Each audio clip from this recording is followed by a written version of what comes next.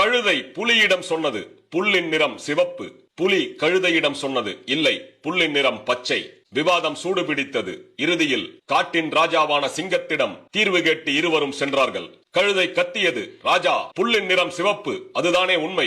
சிங்கம் சொன்னது, ஆம், நீ புல்லின் நிறம் சிவப்பு என்று நம்பினால் அது உண்மைதான், புல்லின் நிறம் சிவப்பு தான். கழுதை மேலும் சொன்னது, புலி இந்த உண்மையை ஒத்துக்கொள்ள மறுக்கிறது, புலிக்கு தண்டனை கொடுங்கள். சிங்கம் ஒத்துக்கொண்டு ஆணையிட்டது, புலி 1 மாத காலம் சத்தம் எழுப்பாமல் அமைதி காக்க வேண்டும், இதுதான் தண்டனை. கழுதை மகிழ்ச்சியாக அந்த இடத்தை விட்டு சென்றது. புலி தண்டனையை ஏற்றுக்கொண்டது. ஆனால் அந்த இடத்தை விட்டு செல்லும் முன் புலி சிங்கத்திடம் கேட்டது, புல்லின் நிறம் பச்சைதானே, பிறகு எனக்கு ஏன் ராஜா தண்டனை கொடுத்தீர்கள்? சிங்கம் சொன்னது, ஆம், புல்லின் நிறம் பச்சை என்பதுதான் உண்மை, ஆனால் தண்டனை புல் சிவப்பா பச்சையா என்பதற்காக அல்ல. உன்னை போல அறிவாளியான ஒரு உயிரினம் கழுதை போன்ற ஒரு முட்டாள் உயிரினத்திடம் ஒரு அற்ப விஷயத்திற்கு வாதிட்டு நேரத்தை வீணாக்கியதற்காகத்தான் இந்த தண்டனை.